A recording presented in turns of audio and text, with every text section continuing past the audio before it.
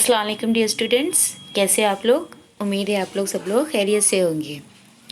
देखो, आज हम लोग कुछ ऐसा पढ़ेंगे जो दिल को बहुत ही छू लेने वाले है। आप लोग कविता पढ़ते हैं, है ना। कविता रहती है जो वो थोड़ी लंबी रहती है, बड़ी रहती है। ये कविता का ही एक अलग पार्ट है जो दोहे कहलाता है। दोहे जो रहते हैं वो सिर्फ 2 लाइन्स के होते हैं, 2 लाइन के होते हैं। ठीक है। आप लोग देखेंगे शायरी होती है, नज्म रहती है, पोएम रहती है। तो शायरी जो रहती है वो कोई 2 लाइन की होती है या 4 लाइन की होती है।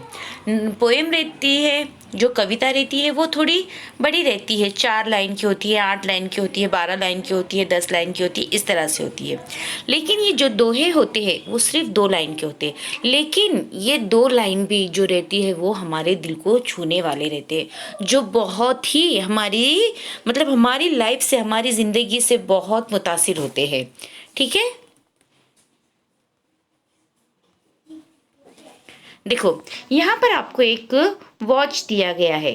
हाँ, ये जो है वो कैसा है, समय समय के बारे में बताया गया है, वक्त के बारे में बताया गया है।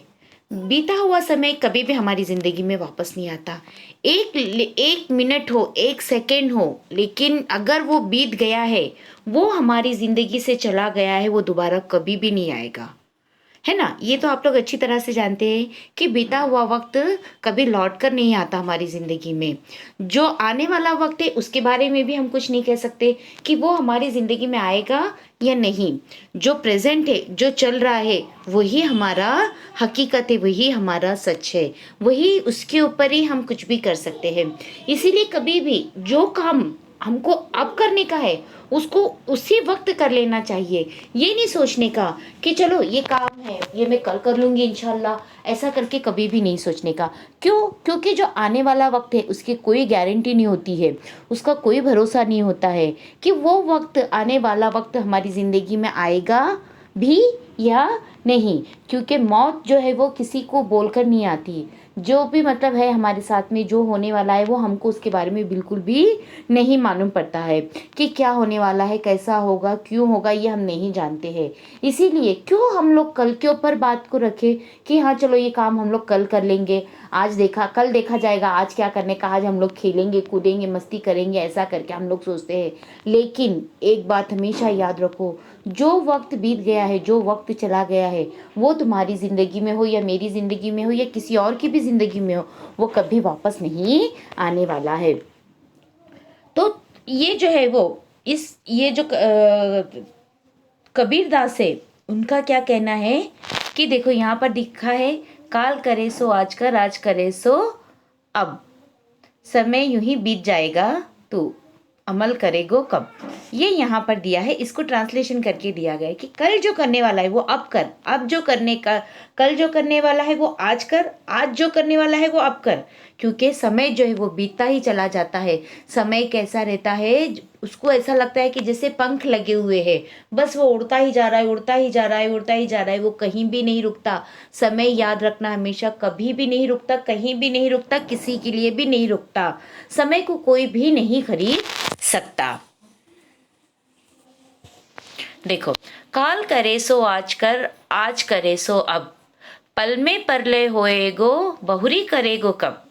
यानी कबीरदास ने समय के महत्व का वर्णन करते हुए कहा है कि हमें जो काम, यानी समय का इम्पोर्टेंस, वक्त का इम्पोर्टेंस, टाइम की इम्पोर्टेंस दिखाते हुए हमको कबीरदास, तुलसी कबीरदास जो है वो क्या कहते हैं कि जो काम आप लोग कल करना चाहते हैं उसको आज करो, जो आज करना चाहते हैं उसको अभी कर दो।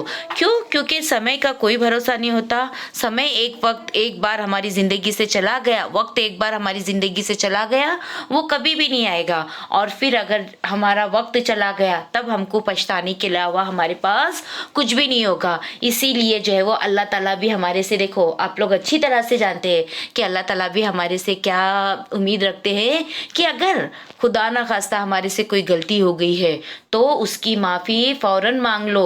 कल का भरोसा मत रखो कि चलो अल्लाह से कल माफ़ी मांग लेंगे ये गलती की, लेकिन नहीं, क्योंकि मालूम नहीं मौत हमको इसकी मोहलत देगी या नहीं देगी।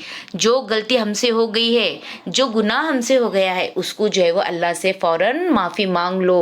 अगर जो अनजाने में हो जाते गलतियाँ जो रहती है वो अनजाने में होती है ना, हमारे से हम जानबूझ के नहीं करते हैं, लेकिन गलती को जो दोहराते जाते हैं वो अनजाने में नहीं होता, वो गलती नहीं होती, वो आप लोग जानबूझ के करते हो। और अल्लाह ताला जो है वो बहुत बड़ा है और अल्लाह हमारी हर गलतियों को माफ़ करता है। तो अल्लाह ताला यही चाहता है, हमारे से यही उम्मीद रखता है कि जो भी तुमसे जाने अनजाने में हो गई है गलती या गुनाह, उसकी माफ़ी मांग लो, मैं माफ़ करने वाला हूँ। लेकिन अगर आप लोग ऐसा सोचोगे कि चलो मैं कल माफ़ी मांग लूँगा अल्लाह से, तो वो वक्त हमारे पास आएगा या नहीं आएगा नहीं मालूम है। आज हमको नमाज पढ़ना है तो आज ही हमको नमाज पढ़ना है। ये नहीं सोचने का कि आज हम लोग ऐसे ही खेल लेंगे, कल इंशाल्लाह कल से हम लोग नमाज पढ़ेंगे। क्यों? क्योंकि कल का भरोसा नहीं है, कल कभी भी नहीं आएगा। जो काम हमको आज करना है वो आज ही करना है, जो आज करना है वो अभी करना है हमको, ठीक है। बुरा जो देखन में चला, बुरा न मिलिया कोई, जो दिल खोजा अपना, मुझसा बुरा न कोई। देखो हम लोग इंसान जो है वो क्या करते हैं, अपनी गलतियों को तो हम लोग नज़रअंदाज कर देते हैं। हम अपनी गलतियों की तरफ तो देखते भी नहीं है कि हम क्या गलती कर रहे हैं, हम कहाँ गलत जा रहे हैं, हमसे क्या गुनाह हो रहा है करके। लेकिन अक्सर हम लोग दूसरों में क्या खोजने के लिए जाते हैं, दूसरों में क्या तलाश करते हैं, दूसरों की गलतियों को ढूंढते हैं हम लोग, दूसरों की गलतियों को तलाश करते हैं हम लोग। लेकिन अगर अपन लोग दूसरों की गलतियों को तलाश करेंगे तो हमको मतलब उनमें तो हमको कोई गलती नजर ही नहीं आएगी, उनकी हमको अच्छाई दिखती जाएगी। जो उनमें बेस्ट क्वालिटीज है, जो उनमें गुड क्वालिटीज है, वही हमको दिखेगा। तब क्या होगा, यानी ऐसा फिर हमको लगेगा कि हम ही सबसे ज्यादा बुरे इंसान हैं। देखो दुख दर्द तकलीफ भी कैसी रहती है, ऐसी रहती है। हमको क्या लगता है कि बाप रे हम लोग ही बहुत दुखियारे दुनिया में है, हमसे ज्यादा दुख कोई नहीं है। लेकिन जब आप दूसरों के दुख देखने जाओगे, आप दूसरों को देखने जाओगे, तब आपको पता चलेगा कि इससे ज्यादा दुख तो हमसे ज्यादा दुख तो उसको है, उससे ज्यादा दुख किसी और को होगा, ऐसा। तो उसी तरह से अगर आप लोग अपनी गलतियों को छुपा के, अपनी गलतियों को नजरअंदाज करके दूसरों की गलतियों को तलाशने जाओगे, आपको उनमें कोई गलती नजर नहीं आएगी, बल्कि आप अपने आप को वहां पर छोटा महसूस करोगे। इसीलिए कभी भी दूसरों की खूबियों, अपनी इंसान वही इंसान अच्छा होता है, वही इंसान सच्चा होता है जो दूसरों की खूबियों को और अपनी खामियों को, अपनी कमियों को जो देखे, वो इंसान सच्चा होता है, वही इंसान अच्छा होता है।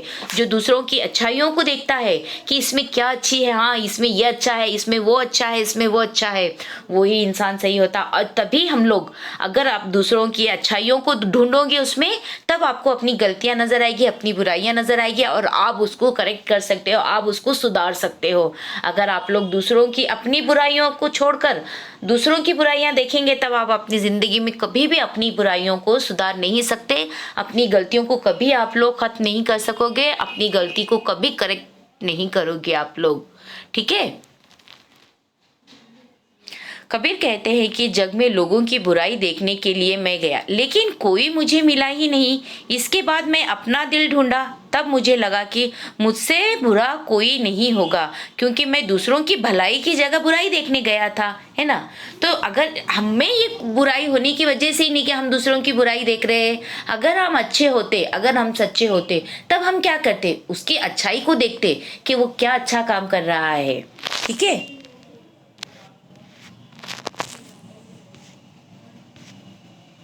देखो यहाँ पर एक पेड़ है जो है वो क्या है, खजूर का पेड़ है। ये पेड़ बहुत लंबा होता है, बहुत ऊंचा होता है, और इसके जो खजूर के जो फल है वो कहाँ लगते हैं, बहुत ऊपर लगते हैं। और आम का पेड़ कैसा रहता है, नीचे रहता है, ज्यादा ऊंचा नहीं रहता है और एकदम घना छायेदार होता है, जिसके नीचे बहुत साया। आप लोग खजूर के पेड़ पे देखोगे कि वहां पर आपको कोई साया नजर नहीं आएगा, यानी आप लोग वहां पर अपने अपने आप को धूप से नहीं बचा सकेंगे। लेकिन अगर आप ऐसे छोटे आम के पेड़ है, नीम के पेड़ है, पीपल के पेड़ है, बरगद के पेड़ है, ऐसे पेड़ों को अगर आप जाओगे वहां पर, तो आपको दिखेगा वहां पर छाया नजर आएगी, आप लोग आराम से बैठ सकते हो, उसके फल तोड़ के खा सकते हो, आम के, अमरूद के, ऐसे सब। तो जो लोग, जो बड़ा होता है जो बड़ा जितने बड़ा होता है उसका जो कर्म होता है वो कैसा होता है, छोटा होता है। लेकिन जो जितना छोटा होता है उसका कर्म बड़ा होता है। तो इंसान का, मनुष्य का जो है वो कर्म बड़ा होना चाहिए, वो खुद नहीं बड़ा होना चाहिए। क्यों? क्योंकि जो इस इंसान का कर्म बड़ा होगा वो इंसान अच्छा होगा, वो दूसरों की मदद करेगा। इंसान वही अच्छा होता है, वही चीज़ काम आती है जो दूसरों की सहायता करती है, दूसरों को यूज़फुल होती है, दूसरों के काम आती है, वो चीज़ अच्छी होती है। जो चीज़ हमारे काम नहीं आती वो चीज़ बोलो कैसे अच्छी होगी अपने लिए? अच्छी रहती है वैसी चीज़? बिल्कुल भी अच्छी नहीं रहती।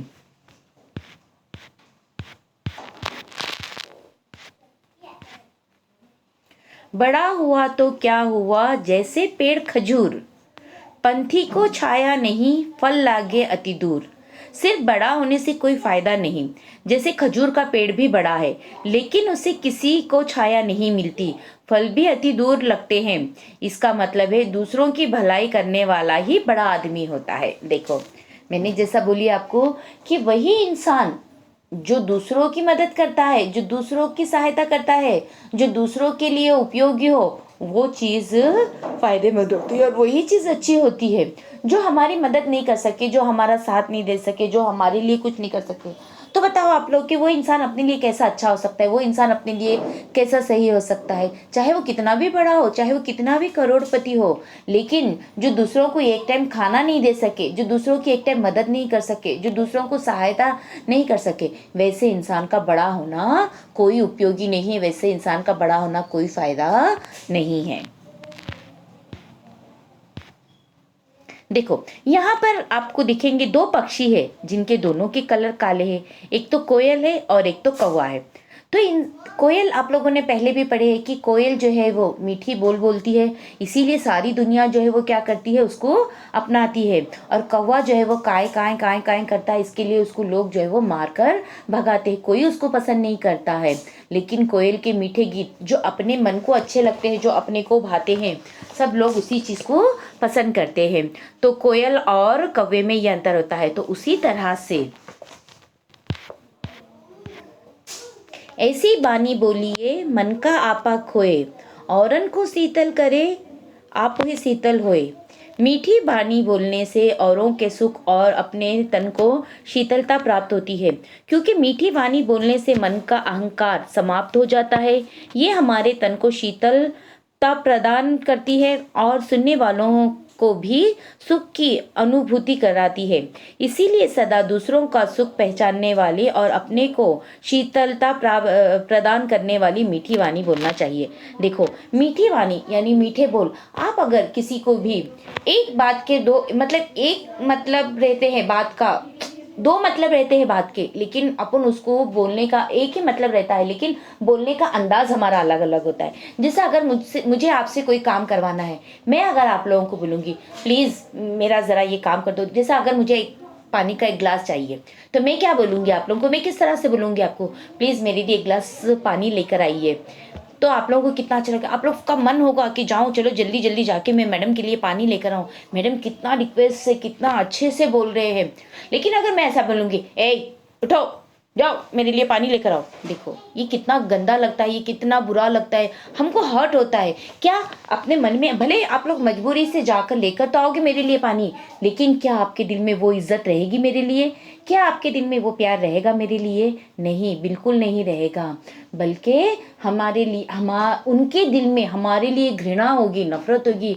छी, ये कोई मैडम है, इनको तो बात करने का भी तरीका नहीं है, कोई इस तरह से बात करता है क्या, करके जो है वो क्या करेंगे, लोग मुझसे नफरत करने लगेंगे। लेकिन मैं अपनी ज़बान मीठी रखूंगी। मीठे का मतलब ये नहीं होता है कि मैं लड्डू, पेड़े, गुलाब जामुन, जिलेबी, खवा ऐसा सब बोलूँगी, नहीं। बल्कि मेरी बात जो रहेगी कैसी रहेगी, सॉफ्ट रहेगी, नरम रहेगी, मीठी रहेगी, अच्छी रहेगी, जो आपको बोलते बराबर आपके दिल को छू ले, वैसी बानी बोलना चाहिए, वैसी बात करनी चाहिए हमेशा। आप लोग देखो, अगर आप लोग किसी को ऑर्डर करोगे वो काम आपका वो नहीं करेगा, लेकिन वही काम आप किसी से रिक्वेस्ट से करवाओ, देखो वो काम आपका ज़रूर हो जाएगा। समझे। तो हमेशा जो है वो अच्छे मीठे स्वर में बात करनी चाहिए, अच्छी तरह से बात करनी चाहिए, चाहे वो कोई भी हो। मतलब अपने आप को बड़ा बनाकर, दूसरों को छोटा बनाकर उसके साथ में बदतमीजी से कभी भी बात नहीं करना। क्यों? क्योंकि ये जो बदतमीजी है वो हमारे दिल में अहंकार पैदा करती है, यानी हमारे दिल में जो है वो घमंड पैदा करती है, और घमंडी जो है वो इंसान कभी भी अच्छा नहीं होता। मीठी जबान, मीठे लफ्ज़, मीठे लोग ही अच्छे रहते हैं। समझ में आया आप लोगों को? देखिए ये कितने अच्छे, ये जो दोहे हैं वो कितने अच्छे हैं। तुलसीदास के जो विचार है वो बहुत ही अच्छे हैं। आप लोगों की अच्छी तरह से समझ में आ गया होगा। चलो, थैंक यू।